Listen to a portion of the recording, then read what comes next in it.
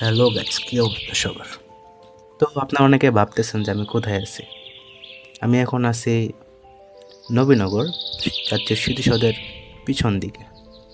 এই যে মিনারগুলো দেখতেছেন পিছন দিকে, এখানে মাঠ, কিছু কাপেলরা ঘুরতেছে, তাদের মতো সময় স্পেন্ড করতেছে।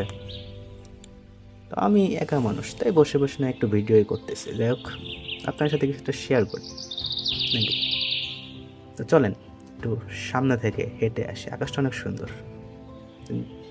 বহুত মানুষ আসছে, অনেকে ওনার মধ্যে ঘুরতেছে, কিন্তু এর ভিতর যেতে যেতে হুট করে একটা জিনিস চোখে বেঁধে গেল। এই যে আমাদের টিকটকার, তিনি ফোন দিয়ে টিকটক করতেছে।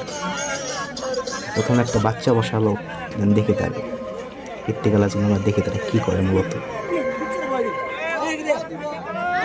দিস ইজ গড ট্যালেন্ট, একে ট্যালেন্ট বলে। প্রথমে বাচ্চাটা বসানোর পরে একটা মেয়ে নিয়ে এলো, কারণ গানের সাথে মিস করতেছে না, ম্যাচ করতেছে না। নেক্সট আমরা দেখি কি করে। টিকটকে এদের মাথা খেয়ে ফেলছে, বাচ্চাটা বসতে চায়নি, তারপর থেকে জোর করে বসানো হলো। যাই হোক, দেখে তাদের শুটিং এর পর্যায়গুলো আমি আপনাদের সাথে একটু শেয়ার করি। ভাবতেছেন হাঁকা চাপছে না, এই দেখেন কি করে।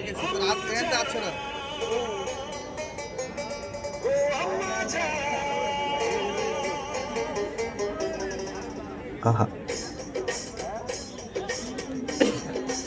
বেশি না ভাই, খেলে একটু ট্যালেন্ট থাকলেই কাজ হতো।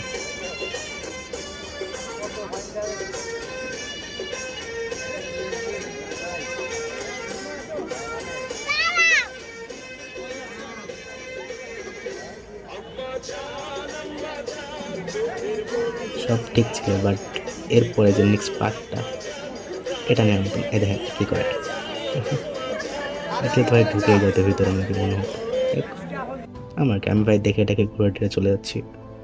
দেখলাম, বিনোদন লাগলো, মজাই লাগলো। যাই হোক, তো চলুন বাসার দিকে যাই, সন্ধ্যা তো হয়ে গেছে।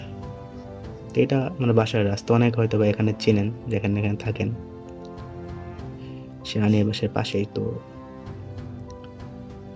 আজকে ওয়েদারটা অনেক সুন্দর, রাস্তাও ফাঁকা, মেঘ মেঘ জমেছে হালকা হালকা। তো এভাবে ওখানে গেলে বহুত এরকম বিনোদন আপনারা পাইতে পারেন, হয়তো বা শুক্রবার এর কারণে হইতেও পারে। তো যাচ্ছি বাসার দিকে, ভালোই লাগলো, করলাম বিনোদন, দেখলাম। দেন সবাই ভালো থাকেন, আবার দেখা।